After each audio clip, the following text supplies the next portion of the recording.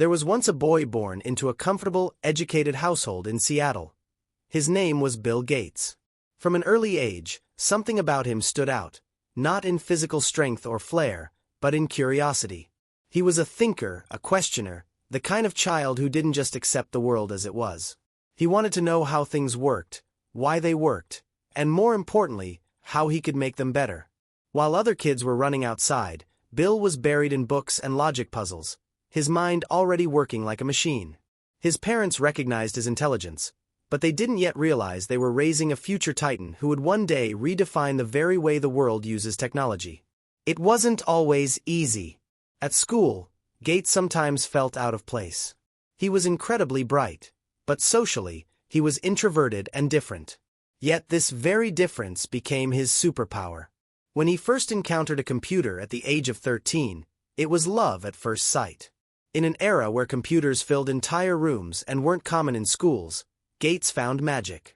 He quickly mastered the machine, writing his first computer program, a version of tic-tac-toe, by the age of 13. The computer lab became his playground. He and his friend Paul Allen, equally enthralled, would sneak into computer rooms, sometimes even exploiting bugs to get more machine time. But this wasn't rebellion, it was passion. It was hunger. It was destiny forming in the shadows. Bill Gates eventually enrolled at Harvard University, not because he needed to, but because it was the next expected step. But inside, he was restless. The traditional academic structure wasn't built for minds like his. It wasn't long before he made one of the most defining choices of his life. He dropped out of Harvard. Many people would see that as failure, but Gates saw it as freedom. He wasn't dropping out. He was diving in, headfirst, into the future. Alongside Paul Allen, he started a small company called Microsoft. It was an idea born in a tiny room with no glamour, no safety net, and no guarantees, only belief. They envisioned a world where every home, every desk, every life would have a personal computer. At the time, it sounded crazy. Computers were for businesses, not individuals. But Gates had vision, and more importantly, he had relentless discipline. He worked tirelessly, coding for hours, sometimes sleeping at the office, often missing meals, driven by a single belief, that the future would be digital, and he was going to be the architect. Bill Gates wasn't the loudest man in the room, but he was always the smartest. He didn't seek attention, he created impact. He negotiated, strategized, and led Microsoft through the wild west of tech evolution, facing massive competition, industry pushback, and public skepticism. But Gates was playing chess, not checkers. When IBM came knocking, needing an operating system, Gates didn't have one, but instead of turning them down, he promised delivery. He then bought an OS, licensed it, improved it, and offered it to IBM as MS-DOS. That deal changed history. With one stroke of brilliance, Microsoft became indispensable. Gates didn't just build a product, he built a platform. His company didn't just sell software, it became the foundation of modern computing. Still, the journey wasn't paved with gold. Microsoft was sued, criticized, and challenged countless times. But Gates never backed down. He adapted, evolved, and grew stronger. From launching Windows to pioneering graphical user interfaces, he led Microsoft through tech revolutions. And as the years passed, he became not just the richest man in the world, but a symbol of how clarity of vision, dedication, and courage can move mountains. But the story doesn't end with wealth. In fact, that's just the beginning. Despite accumulating billions, Gates never let money define him. He shifted his focus toward philanthropy, creating the Bill and Melinda Gates Foundation, the largest private charitable foundation in the world. He took on global health crises, poverty, and education reform with the same intensity he once gave to software. He poured billions into fighting malaria, improving vaccines, and providing clean water to the underserved. He redefined what it means to give back. In an era where wealth often isolates, Gates used his fortune to connect, to lift others, to solve real problems, to leave a legacy not in numbers, but in lives changed. His story is not about being rich, it's about being relentless. It's about walking away from comfort to chase the extraordinary. It's about taking the leap that others feared. It's proof that greatness doesn't come from doing what's easy, It comes from doing what's right, what's needed, what no one else dares to do. From a quiet boy in Seattle to a college dropout with a vision, from a startup founder working through the night to the richest man alive, and from a tech icon to one of the most generous philanthropists in human history, Bill Gates is not just a success story, he is a blueprint. He teaches us that failure is just a stepping stone, that education is not confined to schools, that vision is more powerful than tradition, and that wealth means nothing if it doesn't help others rise. His journey is a reminder that the world doesn't need more followers.